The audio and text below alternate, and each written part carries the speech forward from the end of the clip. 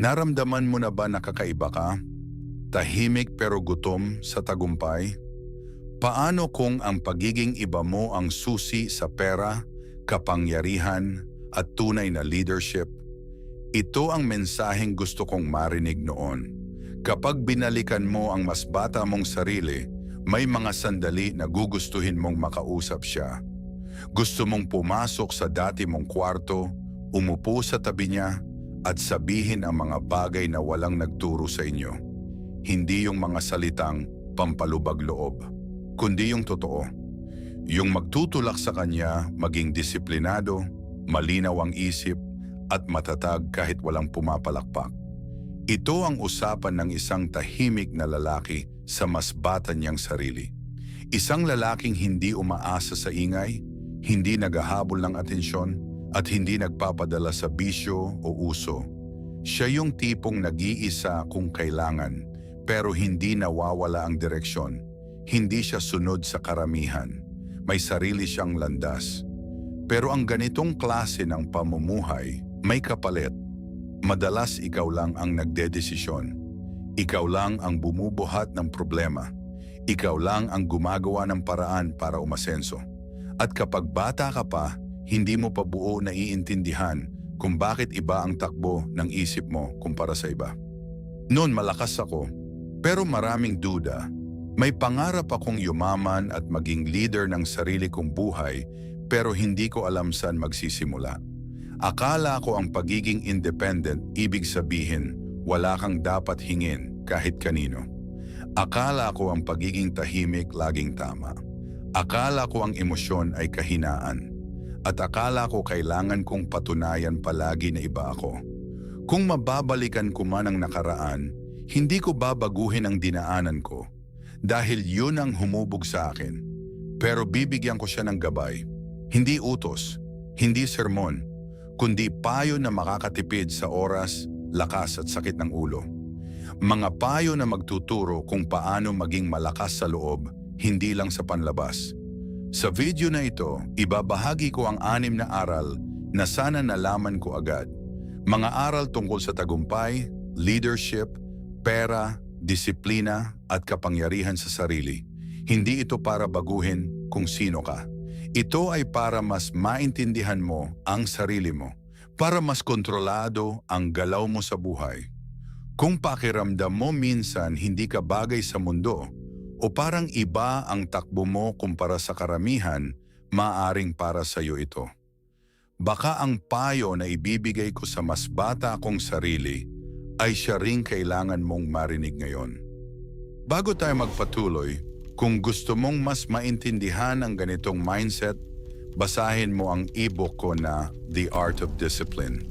Sa librong ito matututunan mo paano bumuo ng disiplina na hindi naapektuhan ng emosyon, paano kontrolin ang imahe at reputasyon mo sa publiko, paano umiwas sa bisyo at distractions na sumisira sa focus, paano mag-isip tungkol sa pera at kapangyarihan sa mas strategic na paraan, paano maging tahimik pero dominante sa resulta. Hindi ito motivational quotes lang. Ito ay konkretong gabay para sa lalaking gustong umangat, yumaman, at mamuno ng hindi umaasa sa palakpakan ng iba. Kung seryoso ka sa pag-level up ng sarili mo, manatili ka hanggang dulo. Break survival mode. The art of discipline. Simulan natin. Part 1, yakapin ang pagiging independent. Pero huwag mong gawing pag-iisa ang lahat. Malaking lakas ang pagiging self-reliant. Hindi mo kailangan ng cheerleader para kumilos. Hindi mo kailangan ng tropa para magdesisyon. Kaya mong mag-isa. Ito ang dahilan kung bakit mas kaya mong mag-ipon, mag-focus sa negosyo at umiwas sa bisyo. Habang ang iba nalulunod sa impluensya ng barkada, ikaw nakatuon sa goal.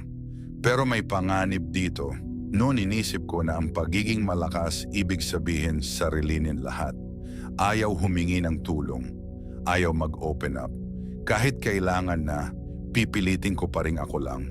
Hindi ko naintindihan na ang tunay na lakas ay alam kung kailan ka dapat mag-isa at kailan ka dapat pumili ng tamang tao. Hindi mo kailangan ng maraming kaibigan. Kailangan mo lang ng iilan na may disiplina rin, may pangarap din, at hindi hahatak pababa. Ang pag-iisa ay nagbibigay ng katahimikan, pero ang tamang koneksyon nagbibigay ng direksyon. Bilang tahimik na lalaki, hindi mo kailangang maging madaldal. Pero huwag mong isara ang sarili mo sa lahat. Piliin mo lang ang may karapatang makapasok. Part 2, tigilan ang paghahanap ng approval. Hayaan mong resulta ang magsalita.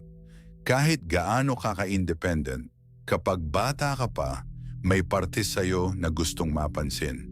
Gustong ma-recognize. Gustong sabihan na magaling ka. Noon, maraming oras ang nasayang ko sa pagpapatunay sa maling tao. Akala ko kapag na-approve nila ako, tataas ang tingin ko sa sarili ko. Mali. Ang validation mabilis mawala. Parang alak o bisyo. Saglit lang ang saya, tapos hahanap ka ulit. Kapag tumigil ka sa pagpapaliwanag ng plano mo, sa pag-aanunsyo ng galaw mo, at sa paghingi ng opinyon ng lahat, doon ka mas bibilis umangat. Mas kaunting salita, mas maraming gawa. Kung may duda sila, hayaan mo. Kung hindi ka nila maintindihan, hayaan mo. Kapag dumating ang kita, ang negosyo, ang disiplina sa katawan at isip, kusa silang tatahimik. Hindi mo kailangan ng palakpak para umusad. Ang tunay na kapangyarihan tahimik. Part 3, pag-aralan ng emosyon, huwag lang tapangan ang lahat. Lumaki tayo sa paniniwala na ang lalaki dapat matigas. Walang reklamo, walang drama. Ganyan din ako noon. Kapag nasasaktan, tahimik lang. Kapag stressed, kinikimkim. Akala ko mawawala kung hindi papansinin. Hindi. Kapag hindi mo naiintindihan ang emosyon mo, ikaw ang kokontrolin nito. Kapag alam mo kung bakit ka galit, bakit ka natatakot, bakit ka nadidismaya, mas malinaw ang desisyon mo sa pera, sa negosyo at sa relasyon. Ang emotional control ay leadership skill. Kung madali kang matrigger, madali ka ring manipulahin. Pero kung kalmado ka at may self-awareness, mahirap kang galawin. Hindi ibig sabihin ito maging drama. Ibig sabihin ito, kilalanin ang nararamdaman, pero hindi hayaang ito ang magdesisyon para sa'yo.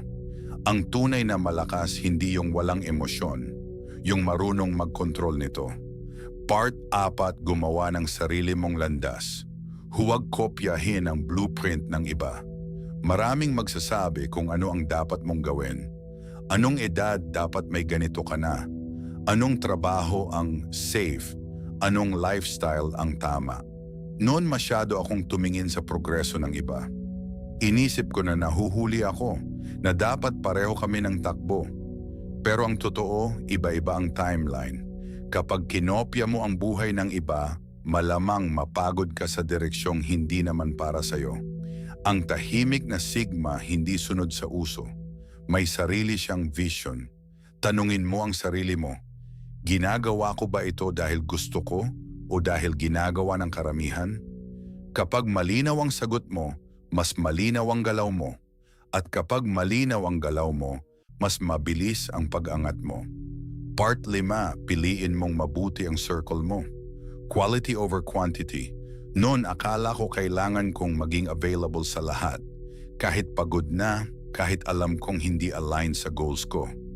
Pero habang tumatanda ka, marirealize mo na hindi dami ang sukatan ng lakas, kundi kalidad. Hindi mo kailangan ng malaking tropa. Kailangan mo ng iilan na may disiplina, may respeto sa oras, at may malinaw na pangarap. Yung hindi ka yayayain sa bisyo. Yung hindi maingay sa plano pero seryoso sa aksyon. May mga taong lalapit lang kapag may pakinabang. May mga taong dadala ng gulo sa tahimik mong mundo. Bilang lalaki na may purpose, kailangan mong maging mapili. Kapag tama ang circle mo, mas mabilis kang yumaman. Mas malinaw ang isip mo. Mas kaunti ang drama. Protektahan mo ang kapayapaan mo. Hindi ito kayabangan, ito ay strategy. Part 6. Huwag mong ikulong ang sarili mo sa label. Nung una kong nalaman ang konsepto ng pagiging Sigma, parang may pangalan ang pagkatao ko, parang may identity. Pero kalaunan, naintindihan ko na ang label ay gabay lang, hindi kulungan. Hindi mo kailangang laging misteryoso. Hindi mo kailangang laging mag-isa. Hindi mo kailangang itago ang emosyon para lang mag-fit sa imahe. Pwede kang independent pero marunong makinig. Pwede kang tahimik pero marunong magsalita kapag kailangan. Pwede kang malakas pero marunong tumanggap ng tulong. Ang flexibility ay wisdom. Sa negosyo, sa leadership, sa pera, kailangan mong mag-adjust kapag nagbabago ang sitwasyon. Kapag masyado kang nakakapit sa imahe, baka maiwasan mo ang opportunity na magpapayaman at magpapalakas sa'yo. Maging totoo ka sa sarili mo, hindi sa label.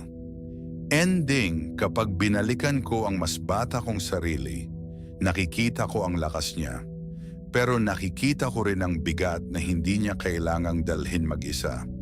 Ang 6 na aral na ito, hindi shortcut. Pero kung maaga mo itong maintindihan, mas magiging maayos ang takbo mo. Mas kaunting sayang na oras, mas kaunting maling tao, mas malinaw na direksyon.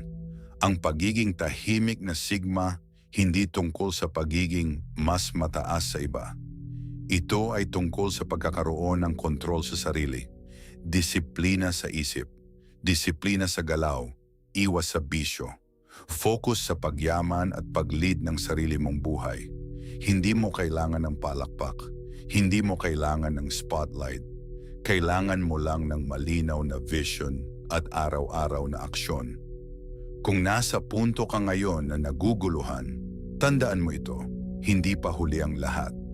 Kahit anong edad mo, pwede kang mag-reset, pwede kang pumili ulit, pwede kang mag-level up. Simulan mo sa disiplina, ituloy mo sa consistent na aksyon, at panatilihin mong tahimik ang mga plano mo habang pinapalakas mo ang resulta.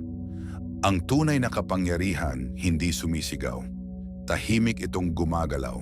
At kung ikaw yon at alam mong hindi ka nag-e-expose ng kahinaan sa publiko, type the word discipline at isasend ko sa inyo ang ebook ko na The Art of Discipline. Kung gusto mong maging mas disiplinado, mas focused, mas malayo sa bisyo, at mas malapit sa tunay na kapangyarihan at pera, ito ang susunod mong hakbang. Hindi lahat ng lalaki handa sa ganitong level ng control. Pero kung seryoso ka sa pag-angat, oras na para mag-isip at kumilos tulad ng isang disiplinadong lalaki. Salamat sa panunood.